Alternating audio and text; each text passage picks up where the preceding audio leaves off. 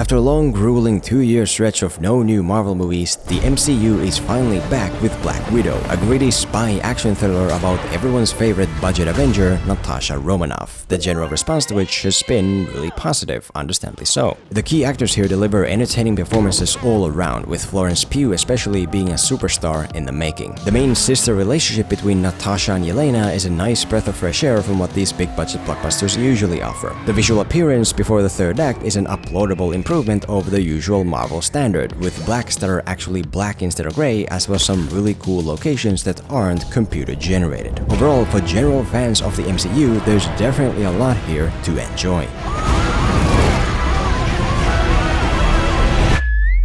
But the thing that stood out to me about Black Widow the most, however, is its attempt to stand on the shoulders of another set of very similar movies that basically modernize this realistically gritty spy action genre. And the result there is a bit less positive and more like that meme about the guy trying to ride a bicycle without understanding the fundamentals of how bicycles function.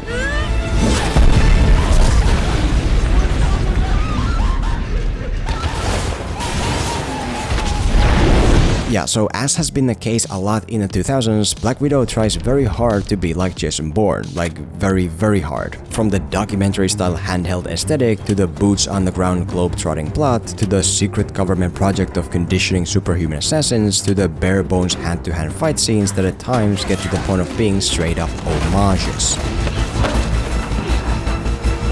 And as well as Black Widow might work as an MCU movie, it just isn't capable of doing the same as a Bourne movie. There could be multiple individual factors behind this, but what stands out most is a couple fundamental cornerstones of the genre that this film just doesn't seem to fully understand, which is the thing we're gonna focus on today. And joking aside, not with the intention of saying that Black Widow is bad or good or anything else, because that doesn't matter and you can decide it for yourself, but instead just to draw useful key lessons on the topic. If you want to build a gritty, hyper-realistic spy action thriller on the lines of Jason Bourne, here's a few inherent aspects about the genre that you need to keep in mind.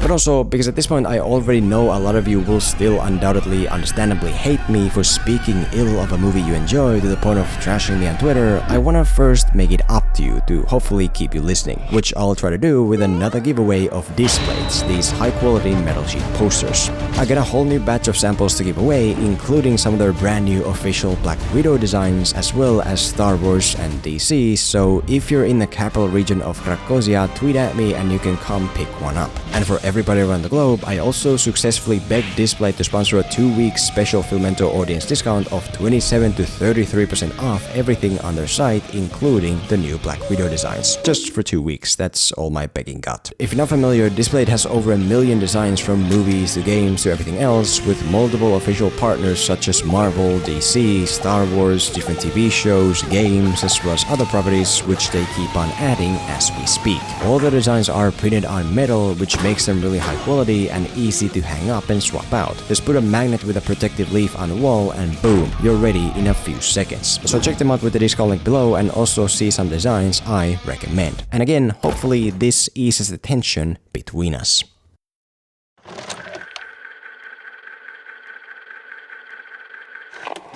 The first cornerstone of the Bourne spy genre is the abundance of shocking twists and turns, which Black Widow has but drops the ball on by not giving the audience enough time to feel them. To introduce the point I'm trying to make, look at the beginning Norway section where Natasha is hiding out from the US government. Essentially, she's just chilling away her evening when her generator cuts out, leading her to then head out into town to get the right part to fix.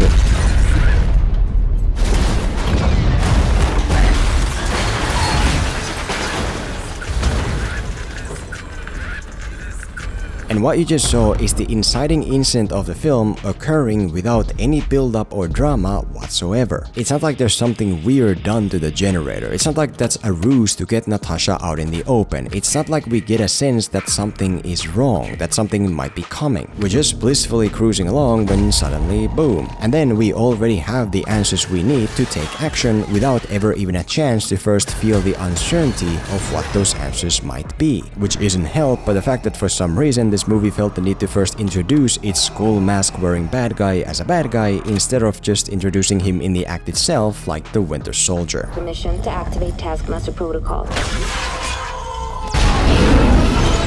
To give you some context before more examples, look at the same scene in Bourne Identity where Bourne and Rhee are chilling in the safe house. From the strange, ugly shift in Bourne's demeanor, we start getting this inescapable crooked sense that something is very wrong. Not sure what, but something. And it's not until after 2 minutes of that growing sense of something possibly being wrong that the actual turn then takes place. What is it? Something wrong? And it's that dramatic lead-up designed to give the twists and turns their power that Black Widow is missing, because in here everything just kinda occurs. When we're introduced to the chemical freeing the widows from their conditioning, it's so sudden and undramatic and purely dependent on CGI that even Florence Pugh for a moment looks like she's acting in Tommy Wiseau's The Room. I did not hit her. It's not true. It's bullshit. I did not hit her. When the bad guy appears in an armored truck, he literally just appears in an armored truck. When Natasha's Black Widow mother turns out to have betrayed them, it's not like Natasha first starts finding some ominous evidence leading her to that terrible revelation just before it's too late. No, we're just having a friendly talk until the mother then sadly mentions that, by the way, I'm sorry, I already alerted the Red Room and they'll be here any minute. So, there I am. After which the scene just ends without any chance for the audience to in the moment process it or have a clear sense of what they're supposed to feel. And it's that lack of empowering evidence that makes it difficult to believe in the mother's betrayal as a real serious thing. But as the best example of this, look at the scene where Natasha returns to her old Budapest safe house, where before the scene even really begins... I know you're out there. I know you know I'm out here. Right, so before Natasha is even through the door, the movie already reveals that her sister Yelena is in there, which basically depowers the entirety of the following 6-minute scene. Because now that we already know that it's Natasha's sister, who we already know was freed from her conditioning, the fight between them is just pointless noise. Because now that there's no underlying crooked tension to build the scene's exposition on, the exposition is evident and boring. Because now that there's no evidence whatsoever of someone else being in the building in addition to them, the twist of the widows appearing is so sudden and out of nowhere that there's no time to even emotionally register it. And imagine the dramatic build-up version of the same scene. What if Natasha enters an empty apartment and begins finding strange clues which give her a dreadful crooked sense that someone else might be there? What if we don't immediately know who the intruder is, which makes Natasha's fight be for her life, until she at the last minute realizes it's her sister? What if Yelena reveals her exposition chemical incident as a flashback which is built on the tension of the widow still being after her? As in, introduce her as a ruthless murderer before, and don't reveal that she was freed from her conditioning until now so that we can actually fear her in the fight against Natasha. And what if it's that tension of the widow still being after Yelena that makes Natasha put together the earlier clues about there still being someone else in the building, which then finally culminates in... I'm not saying this is the answer, but I am saying this build-up drama mentality is where the answer lies. Because I have it on pretty good authority that a scene where characters just casually verbally repeat information the audience already knows isn't very good writing. Because the worst crime you can commit is telling the audience something they already know. You tell me what that is. It's a synthetic gas, the counteragent to chemical subjugation. It'll take a while for the audience to forgive you for having done that. And so, in order for your big spy thriller twists and turns to feel as big as they should, they can't just suddenly undramatically bang into existence. You need to first give the audience enough clues and time to put them together and feel them before the bang. He's not anywhere. Who? Bloody dog's gone missing. Does that happen a lot? Oh, that mutt misses breakfast, not a chance.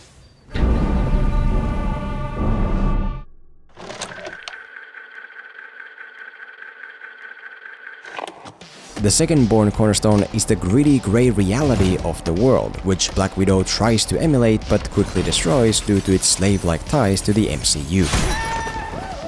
A great example of what I'm talking about is the primary physical villain, Taskmaster, who doesn't fit into the world of this movie at all. See, a major component of these secret government project espionage thrillers is that everything, much like in real life, operates in the shadows, which is also the case with Taskmaster and the Black Widow program's home, the Red Room. Taking down the Red Room? What are you talking about? It's been gone for years. Red Room's still active. Where is it? I have no idea. The real war was fought here, in the shadows. You hid in the dark. Their power comes from undetectable influence. And comparing Red Room and Taskmaster side by side, you can quickly spot the incompatibility. Because how can a secret government project whose priority is to remain in the shadows use an asset dressed head to toe in shiny, colorful armor, to the point where he can't go anywhere without every bystander highlighting him all over social media? How can it wanna keep its Black Widow program a secret and at the same time send its widows out in distinct Black Widow bodysuits? The Winter Soldier was already pushing it, but it's not like he ran around with a Hydra logo in his metal arm or couldn't hide the arm away when he needed to. It's not like he drove around in tanks firing explosive arrows, which is pretty much as unordinarily distinct as you can get.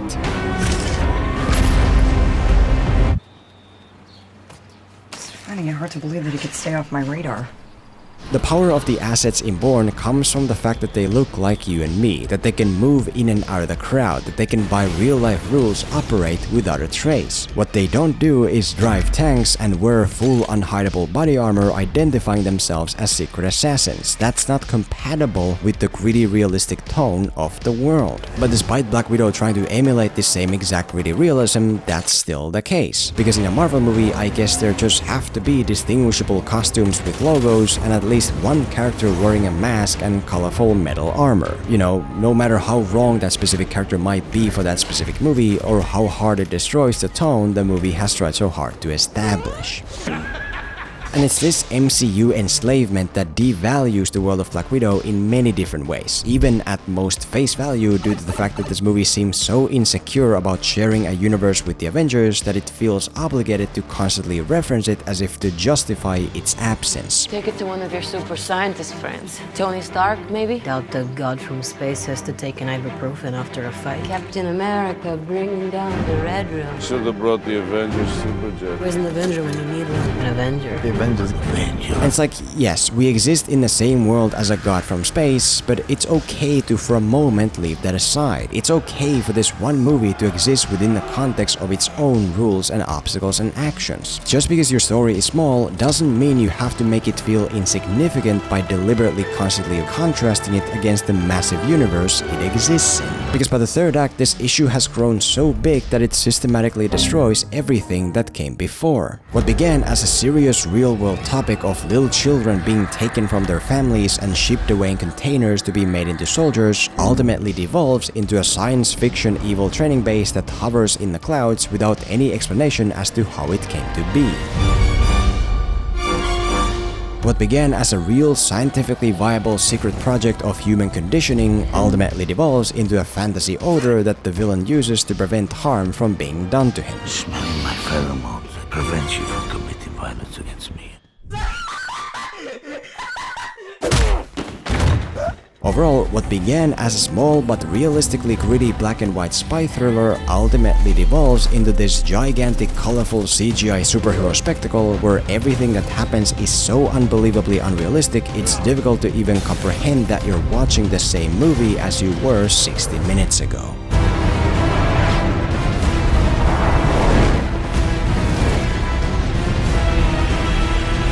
Now that is an Avengers level threat. And to be clear, I'm not here to talk about the quality of the third act or whether it's cool and exciting or not. You can decide that for yourself. I'm just saying that it's difficult to maintain the authenticity of something when it's placed in what so clearly is such an inauthentic world. Your film's topics and stakes and obstacles remain significant only as long as you don't showcase their true insignificance in the grand scheme of things. If you want your movie to be set in a gritty gray world like Jason Bourne, then you have to play by the rules of that gritty gray world from beginning to end and not stop halfway to fuse in all this colorful stuff. Because the more you do that, the more that color will spread and destroy the original gray world in the process.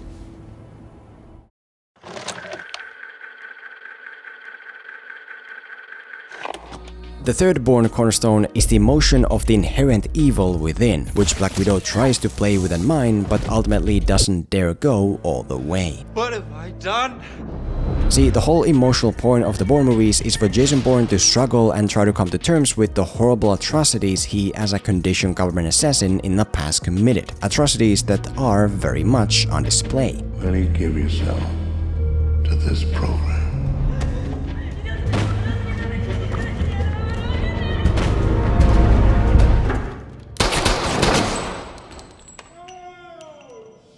And it's the same topic of demons of the past that Black Widow deals with, because in the same way, being a conditioned assassin for the Eastern side no doubt required Natasha to do some horrendous shit.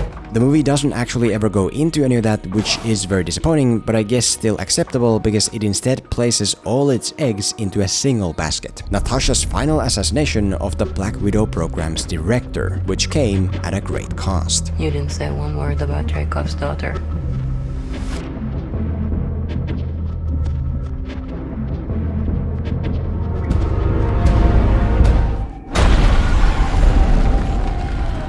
Right, so the main emotional crux here is Natasha being haunted by the fact that 20 years ago she murdered this little girl as collateral damage, which ultimately pays off in that little girl having turned into Taskmaster because of it. Which on idea level essentially means that not only does Natasha have to struggle with her past demons mentally, but also face off against them physically. Fantastic.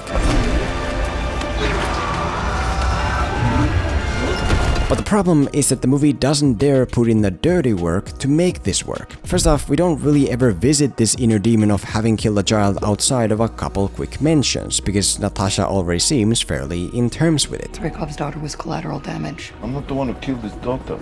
Can we throw him out the window now? I think we should wait till we get to a higher altitude. And more importantly, we never actually see Natasha perpetrate the act itself. We never see her plant the bomb. We never see her activate the trigger or make a choice. We never see anything outside of her sitting in a car keeping watch. I mean, it honestly seems more like it was someone else committing the actual act. Natasha, we clear?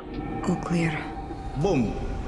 So in other words, this movie tries to mine emotion from a demon that isn't really there because it was too afraid to put it there. Like, yeah, I guess this is that girl from Natasha's past that we saw in one flashback, but ultimately, so what? She didn't kill her, she doesn't know her, it's not like it's some big, ever-present, painful, unresolved issue for her. And consider if Black Widow had put its money where its mouth is and done as Bourne did. What if we saw a flashback of Natasha herself going into the director's office and executing a bunch of unarmed key people on the way? What if we saw her repeatedly suffer from the painful memory of that action and the collateral damage caused by it? What if you actually allowed her demons to be demons? Because this whole bomb thing, not only is it kind of a cop-out, but it also makes no sense, because how could a little girl possibly survive an explosion going off in front of her? I mean, if the whole point of the movie is the Black Widow program, then why is our primary antagonist this whole other character that apparently isn't even part of the program? Draco's special project. He can mimic anyone he's ever seen. Why isn't it some specific widow from Natasha's past? Like, you're not being as emotional as you are nonsensical. That was a mistake. To be fair, I understand the hesitancy of pushing your comic book hero too far because you're afraid of losing the audience. But at the same time, I'd also say that there's enough established precedent for it to be fair to call you a coward. Because as Bourne has already proven, it's okay for your hero to be sinful and flawed. As long as you have them struggle with those sins and flaws, not only will the audience stick by them, but also feel a hell of a lot in the process. I would want to know that my mother didn't kill my father. That she didn't kill herself. I killed him. That's the cutest thing I've ever seen in my entire life. Because it's the same issue again and again where this movie wants to use the emotion of a dark topic without ever actually touching it. There's the horrible truth about Natasha's birth mother having been murdered, which exists only in the words that come out of the villain's mouth. And there was a tombstone with her name engraved on it. Unknown. There's a horrible revelation of the Black Widow program being so evil that they kill most of their child prospects, which again isn't backed up by images but instead by trustmebro.com. Maybe 1 in 20 survives the training, becomes a widow, the rest he kills. Okay. We have this underlying horror of these women's motherhood having been stolen from them that offers so much inherent power to explore, but ultimately is still just reduced to a tiny passing joke. And they rip out all of your reproductive organs. They just everything out. Okay. So you can't have babies. Overall, whenever a dark sensitive topic is far away, it's terrible and emotional, but when it's actually close enough to touch, it's something to quip about. This is a much less cool way to die. To be clear, it's totally fine not to cover certain topics, but it's not fine to then pretend like you do. If you wanna mine emotion from your hero's atrocious demons of the past, you're gonna have to touch them as well, no matter how dangerous to your brand it might seem. Which really, same as with the earlier points, serves as the nutshell crux for the argument that Black Widow's attempt to emulate Jason Bourne was a mistake. Either the mistake was making the attempt itself, or it was the act of doing so without first seeking the required knowledge of what it actually takes to go all the way.